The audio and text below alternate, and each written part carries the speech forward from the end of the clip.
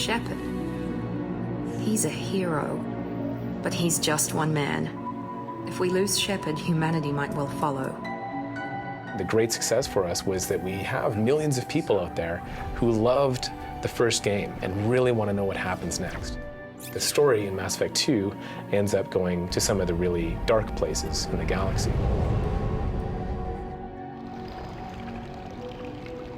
One of the key themes for Mass Effect 2 is this whole concept of darkness. It's almost like the Empire Strikes Back of the Mass Effect trilogy. It's a dark second chapter. It's moody. It's like that dark space you kind of keep secret that we're scratching at that you're going to go to in this game. Well, Mass Effect 2 is a darker game. We definitely wanted to support that with the lighting. Definitely going to some gritty worlds. We go right from clean space stations to sort of the dark end of the spectrum. From a cinematic point of view, lighting is so important. We wanted to make each level have its own color palette, have its own lighting style. What this allows us to do is to guide the player through color and lighting, through the story, through the ups and downs, but each level is designed with its own specific color mixture, color temperature, color palette in mind. It falls to me to remove your stain from our world. Stop talking and get to it. Attack!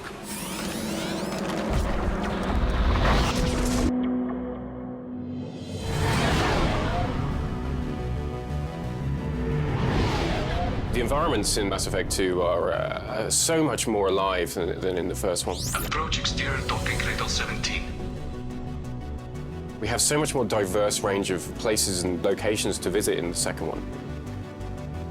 So we wanted to go to a place called Omega, which is the opposite of the Citadel. It's a station that's built underneath this asteroid that's mining it. It's beat up, it's dirty, it's seedy.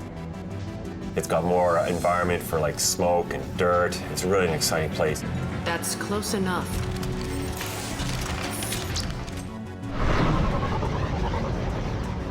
This is the Krogan homeworld. One of the things that we really wanted to play up with this world is just how blasted it is. You know, it's absolutely ruined. The wind here is just harsh and ripping. It kicks up all kinds of dust and atmosphere and really just make the player feel like it's this choking experience. You can go to a bright, shiny location and it looks natural in the world. You can go to a really dark and dreary location, it fits as well. And the team has used that to actually just drive the emotional engagement of the environments to a whole new level.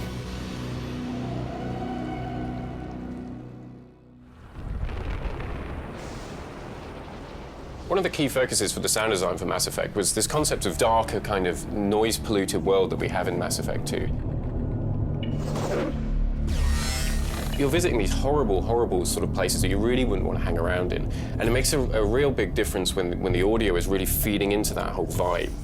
We could just knock her out and take her. I'd like to see you try. This isn't like the other hubs we've seen here. We wanted to take it to a darker, kind of more intense kind of feel with the music. Shepard Commander, we concluded the destruction of this station was the only resolution to the heretic question. There is now a second option. So we're using sounds that have got a kind of a more mysterious and ominous kind of tone, and so there is this more kind of nihilistic sound to the soundtrack. Their virus can be repurposed. If released into the station's network, the heretics will be rewritten to accept our truth. There's no moral difference between the two. If you change who the heretics are, you've killed them. Or release the virus. Acknowledged.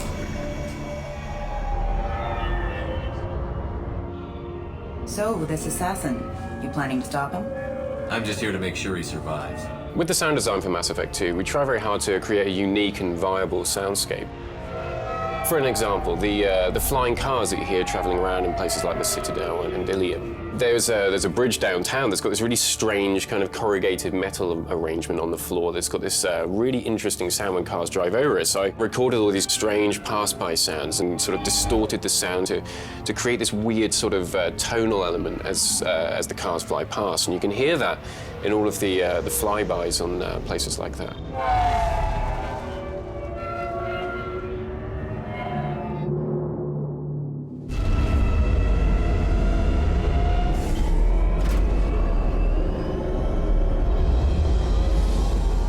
I think the fans are going to be incredibly impressed with how high quality Mass Effect 2 is. We've got a job to do. Let's get to it. Really intense cinematic sequences, emotionally engaging narrative. Our place in the universe is more fragile than we'd like to think. Beautiful characters, characters you really feel are just credible and real characters you can interact with. I think what we've got is a game that's even better than we thought it was going to be when we started designing it. It feels like you're playing your own game, like we built it just for you, the fan. It's like uncharted territory. It's a world within a world.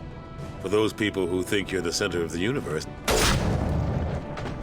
now you are. It's a roller coaster ride right to the end. It's fantastic. It's just incredible. There is no limit to it. I'm really proud of the Mass Effect 2 team. I mean, they just poured their hearts and souls into this. They're smart and they're creative and they're passionate, and they really worked hard to deliver an amazing experience for you, the fans. We need to hurry. Right. It's not only an incredibly ambitious story in terms of what we're trying to do, but for players, it is an incredibly ambitious achievement to have played through, 1, 2, and then 3 games where all of your decisions, all your actions are actually starting to cascade and they're affecting the entire world around you. I think people are just going to be blown away by it. And they'll start to really sense the direction that the game is going and the trilogy is going. And people are going to be pretty excited and chomping at the bit for the next installment.